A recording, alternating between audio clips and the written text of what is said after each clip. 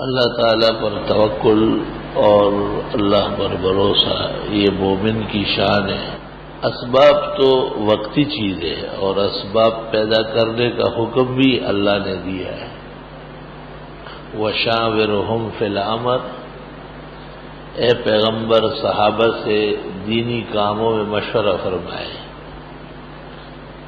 یہ مشاورت صحابہ سے دریافت، ان کی رائے کا معلوم کرنا اور ان کا اتار و چڑھاؤ سمجھنا یہ اسباب ہے۔ جیسے ہتھیار خریدنا، جنگی اور جہادی تیاری کرنا، یہ اسباب کے درجے میں ہے۔ اصل تو اللہ کی نصرت و امداد ہے، اس کے لیے توکل چاہیے۔ وَشَاوِرْهُمْ فِي الْأَمْرِ، ان کے ساتھ معاملات میں مشورے کیا کرے، یعنی اسباب استعمال فرمائے۔ فَإِذَا عَزَمْتَ، اور جب کام کرنے پر آئے، فَتَوَكَّلْ عَلَى اللَّهِ، صرف اللہ پر بھروسہ فرمائے، اسباب پر نہیں۔ علماء لکھتے ہیں اسباب نہ جوڑنا، اس کو تعطل کہتے ہیں، ناجائز و حرام ہے۔ اور اسباب جوڑ کر اعتماد نہ کرنا اور بھروسہ اللہ پر کرنا، یہ توکل ہے۔ التعطل هو ترک الاسباب والتوکل هو دون الاعتماد الا على رب الارباب، فقہ اللغہ میں ہے۔ حدیث میں ہے نبی اکرم صلی اللہ علیہ وسلم کی خدمت میں ایک شخص کو چھینکیں آنے لگی۔ آپ نے اس کو کہا کہ آپ کو زکام ہے، دوا کھا لے، طبیب سے مشورہ کرے۔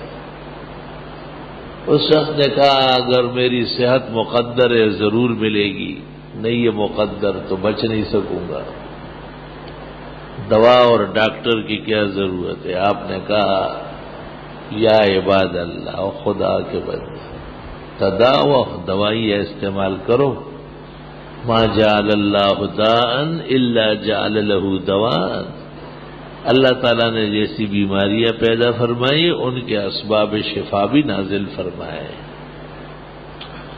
اور آپ نے خود بھی طبیب سے مشاورت فرمائی ہے اور اس کے نسخے پر عمل بھی فرمایا ہے۔ علماء متفق ہے کہ علاج معالجہ اسباب کے درجے میں واجب ہے، اور وجوب کا ترک گناہ ہے۔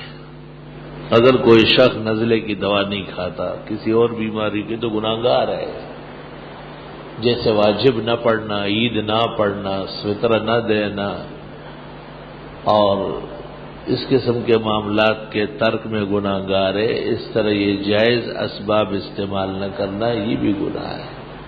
اس کی مثال ایسی ہے جیسے کوئی شخص شادی نہ کرے اور خدا سے بیٹا مانگے۔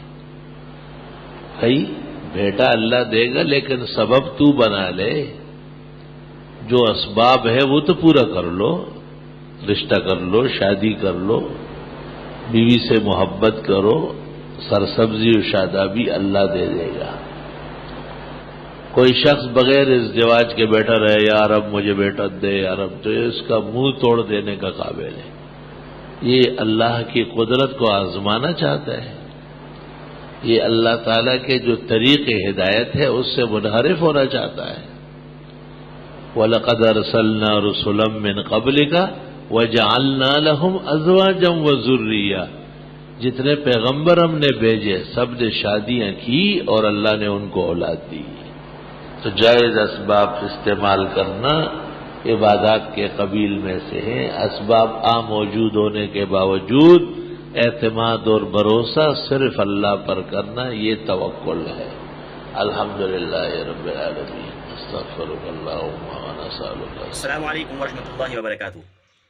محترم ناظرین کرام، مفتی ظفر علی خان صاحب کی ویڈیو دیکھنے کے لیے اور سننے کے لیے، ان کے بیانات کو سننے کے لیے ہمارے چینل کو سبسکرائب ضرور کر لیں۔